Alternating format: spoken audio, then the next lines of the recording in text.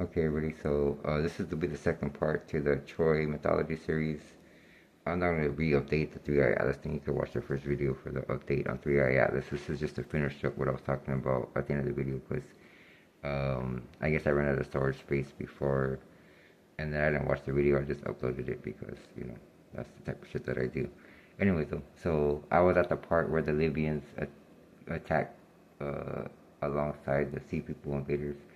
The Egyptians took the dead and the surviving Libyans and they impaled them along the border of Libya and Egypt and along the main road between Libya and Egypt, lining the road with the dead and the border as a lesson, I guess, to the Libyans for attacking Egypt.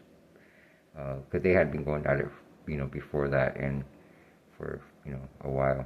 Um, so the first Sea People invasion, there was two actually, wasn't around, like I said, at that right around the same time the city of Troy fell, and then 30 years later in 1170, the second one led to the Sea People invaders survivors being placed in Gaza, which is in Palestine now, but at one point was an Egyptian fort. Um, Also interesting enough about the Libyan army was that they had a cult of the rat, and they used to use nighttime warfare. So they used to train by running all night, and then they used to try to go to battle at night with their enemies. That ties into the 10 plagues, which I'll get into in another video. But so yeah, the cult of the rat of the Libyan army. Remember that because I'm gonna bring it up later in another video. So back to Sea People invasion. So if you start, like I said, if you start in Turkey and you work your way down, you end up in Egypt, which is what the Sea People invaders did, which was the remnants of Agamemnon's army. And so they get stopped by Egypt, placed in Gaza. The Palisade were the largest contingent of the Sea People invader, I think, and so they were also known as the Proto-Greeks.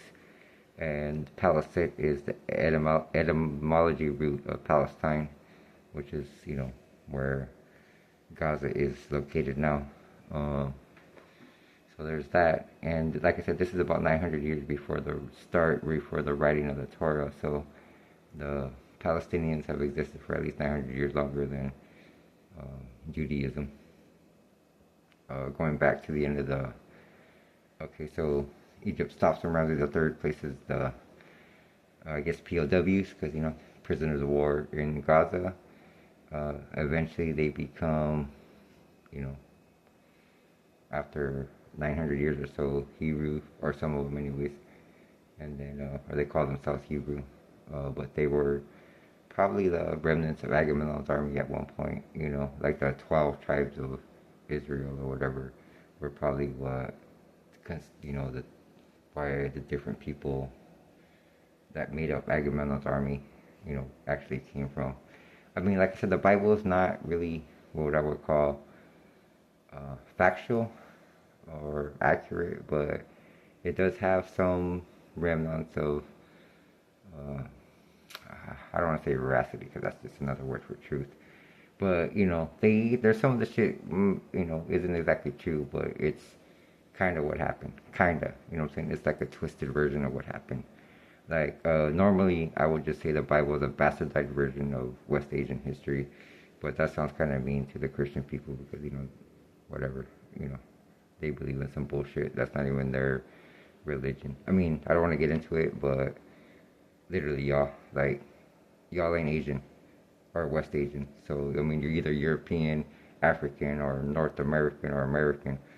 Worship your own gods, man. Like, seriously. Y'all are like, I don't want to say disappointment because that's mean, but, you have your own gods. You don't need to borrow a god from some other tribe. Um, Especially one that's based on bullshit, which I'll get into later in another video. Anyways, though, like I said, so that's what Troy happened. Uh, Agamemnon existed. Hector and Paris existed probably, like I said. Um, but, interestingly enough, like I said, nobody knows. If you look up Sea People invasion or invaders, it's a mystery. But literally, like, it's happening, like right after the fall of Troy, which was caused by the largest army in the world. Like those people didn't just like disappear. They made their way back home, and along the way they destroyed a lot of shit. I mean, like if we go to the cities I was mentioning earlier in the other video, because this is the part two. If you look at part one, I want to change the title on both of them so you could watch them in order if you want.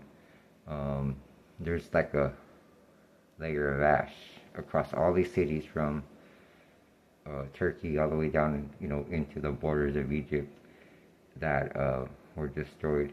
Um, so there's surviving tablets. I mean, just like I'm not just making shit up. That's not. I'm not really just. Sorry. Yeah, I'm not just making shit. Like this is all based on uh, either artifacts, scientific research into those artifacts, carbon dating, which I have issues with in itself, but I want to get into that in another video. Like carbon dating isn't exact, to be kind in a way to say, but radiocarbon dating. Also, you also have which I like to use, which is the isotope dating, which is I mean I don't want to get too far into it, but there's there's an isotope that breaks down. It takes uh, 5,000 or so years, so for half of it to disappear. So if half that isotope exists in an object, that means it's 5,000 years old. If it's 25%, 10,000 years old, 12.5%, 15,000 years old, so on and so forth. I mean, you divide by half and you add 5,000 years. I mean, and then you just, you grade the age in between that. So like I said, it's always an estimate when you radiocarbon date, but I have my issues with it because like I said in another video, I mean, a lot of science is Eurocentric because Europeans have only been traveling the world for 500 years and everything's brand new to them, so like, or they acting brand new, I guess is the one way to put it. Uh, okay, y'all, I gotta go. Alright, namaste, like, share, and subscribe both the videos. Good night.